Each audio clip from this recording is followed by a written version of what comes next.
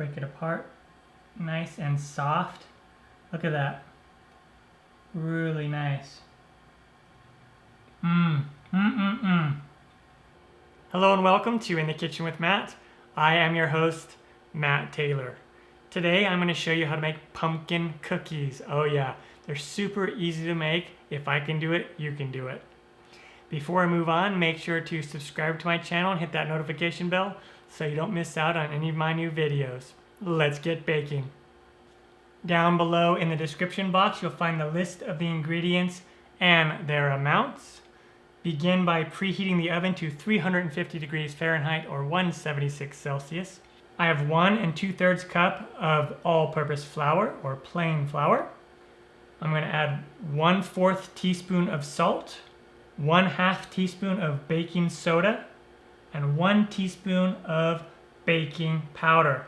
If you only have baking powder, use 3 teaspoons of baking powder or 1 tablespoon. 1 teaspoon of ground cinnamon, 1/4 teaspoon of ground nutmeg. Also, you can add 1/4 teaspoon of ground cloves if you have it and you want to. Those are our dry ingredients. Come in here with a whisk and let's just whisk these together. Great. You can set that aside for now. All right, now in a large bowl,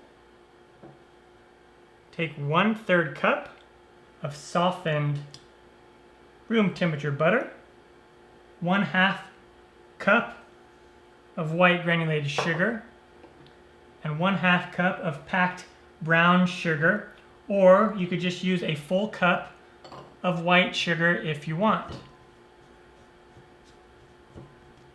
Get that packed brown sugar loosened up a little. And now we are going to cream these together with a hand mixer or a stand mixer. If you don't have a hand mixer, then just use a wooden spoon.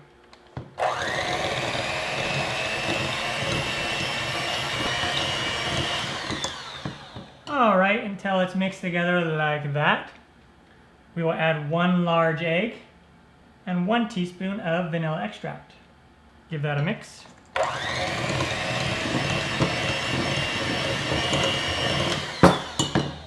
All right, and then just give the sides of the bowl a good scrape.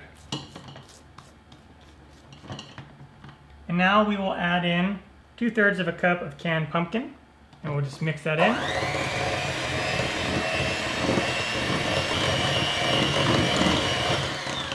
Just until barely combined. We don't want to over mix it.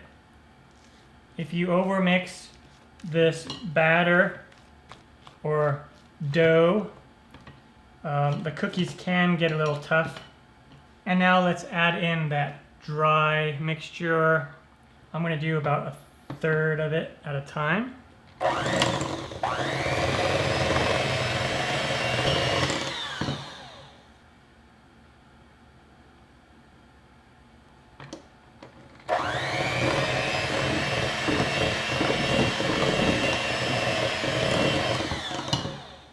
I'm going to scrape the sides and then add in the rest of this flour.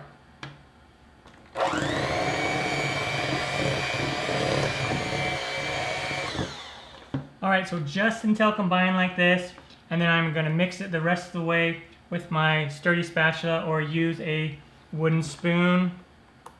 This will just help to not over mix it.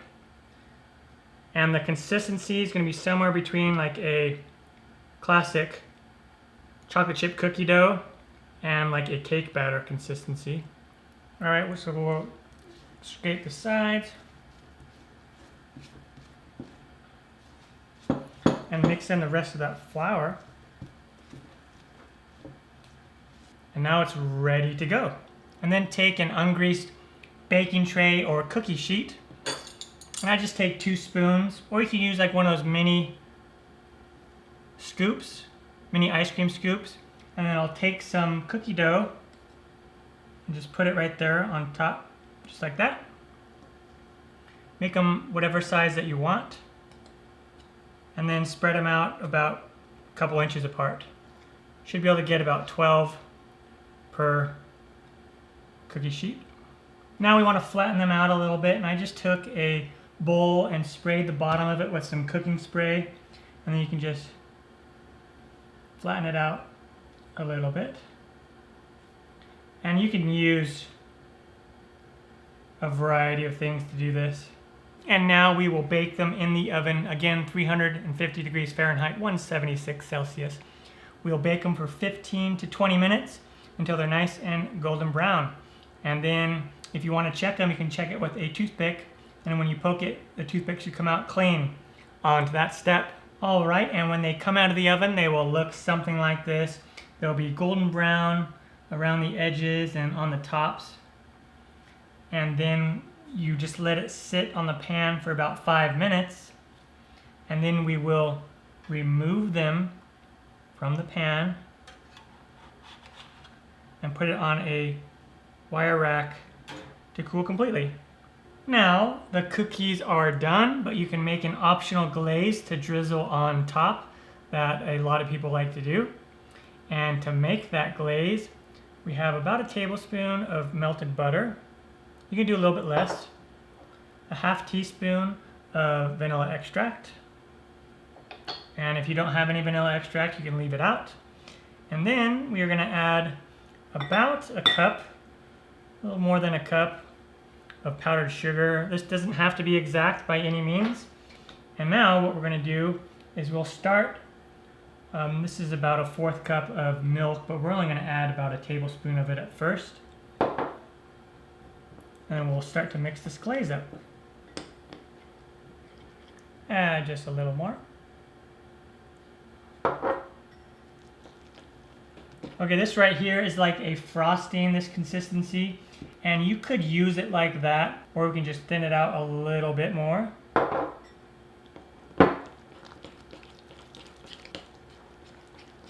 Winds up being around 2 full tablespoons, somewhere around there. Again, it just depends on how thick you want to make the glaze and how much you want it to cover the cookies. But about like that is good. See how it drizzles like that, but it's still thick? And then we'll just take the glaze and you just drizzle it on the cookie. If you keep it on the wire rack and put the sheet pan or baking pan underneath, then it'll catch the extra drizzle.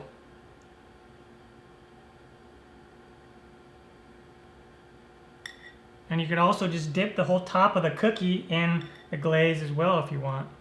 And if you want a little more control on how the designs look, just put the glaze in a little Ziploc bag. And you can do nice strokes a little bit better. Totally up to you how you do it.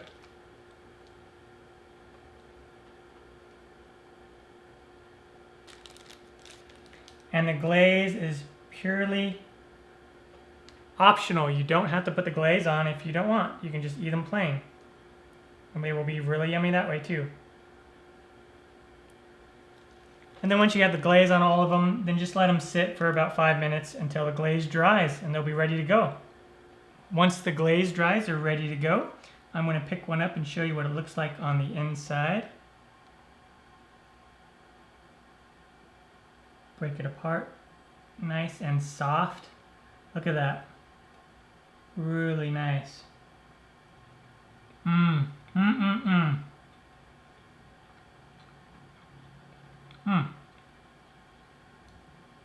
So amazing.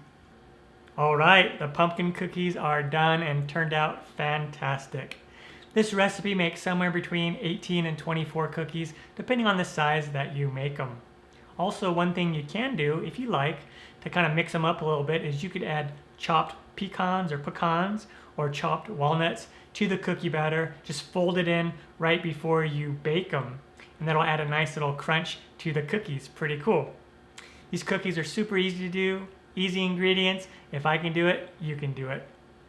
I'm Matt Taylor. This has been another episode of In the Kitchen with Matt. Thank you for joining me. As always, if you have any questions, comments, or requests, put them down below and I'll get back to you as soon as I can. Thumbs up, down the corner, push it. Don't forget to subscribe to my channel and check out my other videos. Take care. Time for me to dive into one of these. Oh yeah. I'll grab this one right here.